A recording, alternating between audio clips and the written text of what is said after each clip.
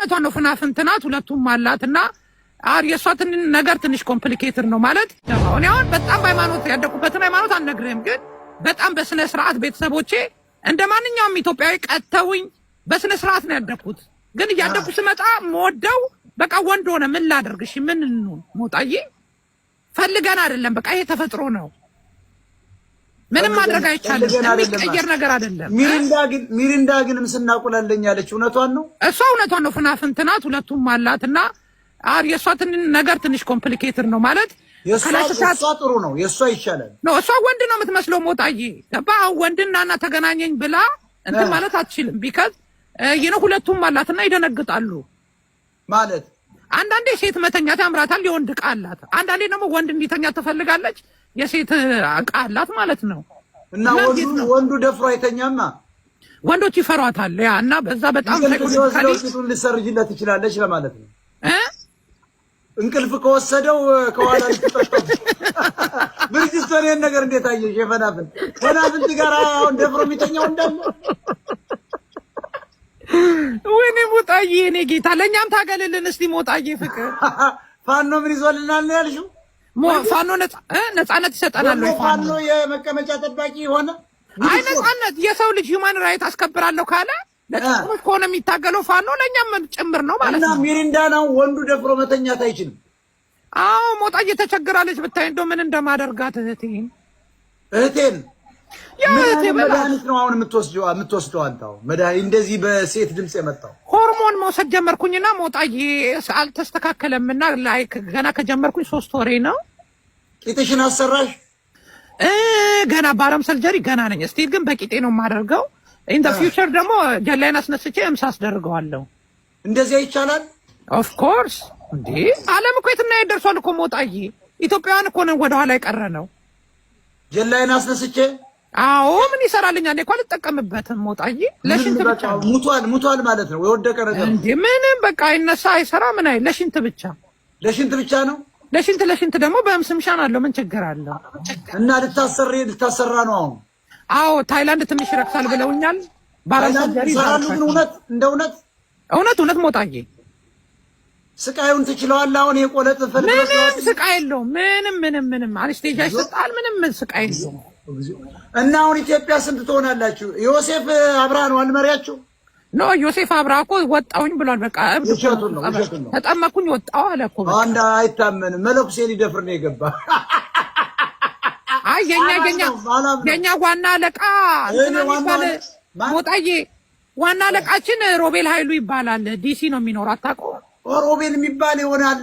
ሮቤልዬ በጣም ብዙ ዋጋ የከፈለ በዜግነት በጣም በቃ ለኛ ዋጋ ከፍሏል። ሮቤል ኃይሉ የሚባል እሱ ዋና ሰብሳቢያችን ነው። ምክትላችን ብዙ ፋሪስ ኩቺ የምትባላለች፣ ዲዲ የምትባላለች። ዲዲን ታውቃታለህ? ጾታ የቀየረችው አላውቃትም። ትራንሷ እሷ አለች። ላላ የምትባላለች። በየኛ የነሱ እንትን የኛ ፕሬዚዳንቶች እነሱ ናቸው። ፕሬዚዳንቶች ናቸው። አዎ የምትፈልገው ጥያቄ ካለ እነሱን ጠይቅ።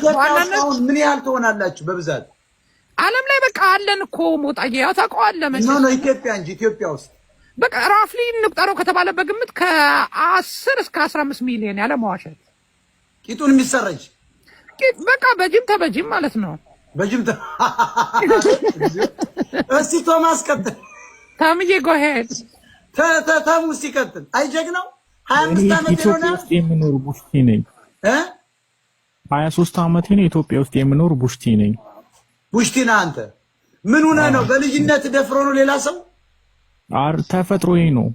ከልጅነቴ ጀምሮ እንዴት ይሆናል ተፈጥሮ? ከልጅነቴ ጀምሮ ወንድ ልጅ ነው በቃ የምወደው።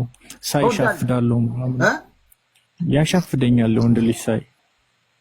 እንዴት ነው ማሻፈድ ማለት?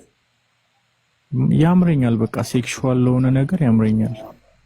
አዶናይ የሆነ ትምህርት ይሰጥ ነበር እንደዚህ አይታችሁታ እንዲያለ ያ የእናንተዋ ናቸው ያለያቺ ትሬኒንጓ። አረ ሞጣዬ እሱ ልጅ ከኛ ጋር ምንም የሚያገናኘው ነገር የለም። ትግሬ ስለሆናችሁ ነው የምትደብቁት። እውነት ነገርኩ እኔ ትግሬ አይደለሁም። መረጃ እየሰበሰባችሁ ነው። ሞጣ ቅዳምን ትግሬዎች እንደዚህ ዲስፔስ ቀጥል እስቲ ዲስፔስ ቀጥል ዲስፔስ ቀጥል በእናትህ። እሺ ሀት ወሬ አታብርድብን። ብዙ እነዚህ የቡሽቲ እንትኑ ፕሬዝዳንቶች መጥተዋል። የቡሽቲ ወግ ይዘናል። ቀጥል። ድምፅህ ምን ሆኖ ነው የሱራፌል እንደ ሴት ነው? ሆርሞን ነው ዲጄ እኔ ጌታ ሆርሞን አበላሸው ድምጼ ማለት ግን አሁን አይጨንቅም? ሌሊት ምናምን ብቻ አይምሮ ጋር ስትገናኝ ሆነ ምንም ጭንቀት የለም እንዴ? እኔ ያለኝ ደስታ ማንም የለውም እንዴ? ቀልደኛ ማለት ጥያቄ ምንድን ነው ያንተ? አሁን ጭንቀት ይደርስ ምን ማለት ነው? ወይኔ ካልሲዬ መጣች እህቴ። ማለት እንዴት ከዚህ አይምሮ ጋር አብረው ይተኛሉ? አሁን መብታችን ነው ብሎ ሊንቀሳቀሱ። ቆይ ካልሲ በእናትህ እሱ ልጅ ሚውት አድርጎ ፋታው ካልሲ ወይ ነው። እኔ ደግሞ ካልሲ አሽታቸው ባለ ሊሆን ልጅ ካልሲ ሽት ያረኩኝ መበዳት ፈልግ እንግዲህ ሲያረግብኝ አንድ ልጅ ፈልግ አርጎ በቃ ቅስቅስ ሲያረግብኝ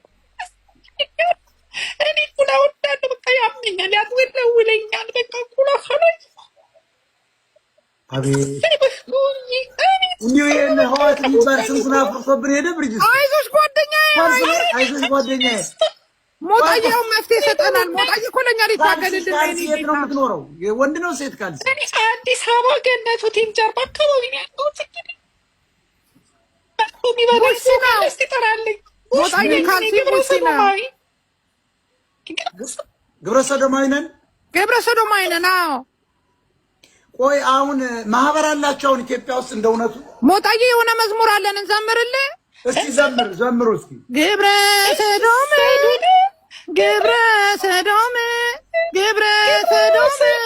ዘኢትዮጵያ ቂጥ መበዳት ቁላ መጥባት ቂጥ መበዳት ዘኢትዮጵያ እንላለን። ይሄን ነው የምንዘምረው። ብርጅስቶንስ ይጅበትስ የሴት ምሁር የኔ እናት ትታገልልናለች። አሁን ብርጅዬ የኔ እናት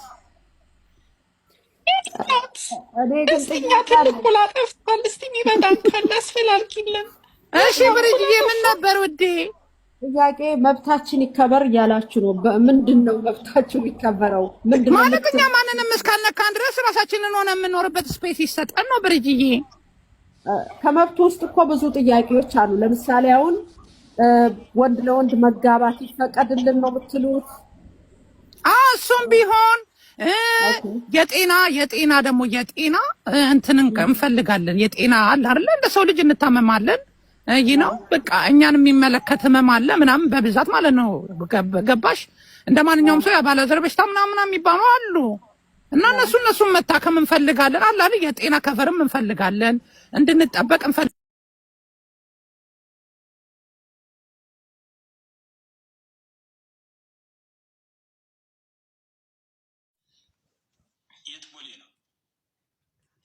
ሰብሪና ሞይንኮ ጋራጭ እስከ ቪዲዮ ፎሎወር የለኝም አባ።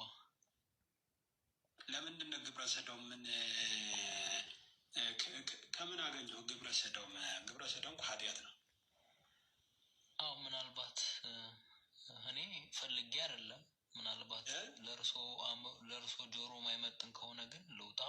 ግን ፈልጌ አይደለም፣ ከልጅነቴ ነው። አላውቅም ግን መጽሐፍ ቅዱስ ይከለክላል ወይ? እሱን ማወቅ ፈልጌ ነው። እና እኔም ደግሞ ማውቀው ነገር አለ ከመጽሐፍ፣ እሱን ብጠይቅ ብዬ ነው። ለጆሮ ከከበደውት ግን በወጣና ይሻለኛል። እኔ ምለው እንደ ማለት በልጅነት ከሆነ እንዴት እዚህ ነገር ስገባክ? እዚህ ነገር የገባሁት መጀመሪያ ያው ተደፍሬያለሁ። መጀመሪያ ግን ከአንዴ ከተደፈርክ ለጆሮአችሁ ይከብዳል ወይስ ልተው? እኔ ይጨንቀኛል። ብዙ ሰው ብሎክ ስለሚያደርገኝ ወይስ ላውራው? አውሮ ችግር የለውም። ያውራው አባ ይናገራ። ውሸት ቢሆንስ? እንስማውና ያው እሺ። እኔ መደፈር ስለወት ደግሞ አስገድዶ በሌላ ሳይሆን ያው በቤተሰብ ባጎት ነው። ቤተሰብም አይቀበለኝም። ቤተሰብም ላይ ባጎት ስለሆነ ሚስጥር ይጠበቃል። ከዛ በኋላ ግን አንዴ ከተደፈርኩ በኋላ ያው ፍላጎቱ አለኝ እና በመጽሐፍ ቅዱስ ምናልባት ኃጢአት ነው ኦርቶዶክስ ነን በቤተሰብ ያው የኔን ነገር አይገልጡትም እና መጽሐፍ ቅዱስ ላይ ግን ሁለተኛ ሳሙኤል አካባቢ ስጠይቃቸው እንደው መንፈስ ስላለብክ ነው እንደ አይነት ጥያቄ የምታነሳ አሉኝ። ሁለተኛ ሳሙኤል 1:26 ቢያስረዱኝ። ምንድን ነው የሚለው እሱ? መጽሐፉን ላውጣው አንዴ ላውጣው እኔ እና ላንብበው። አውጣው እስኪ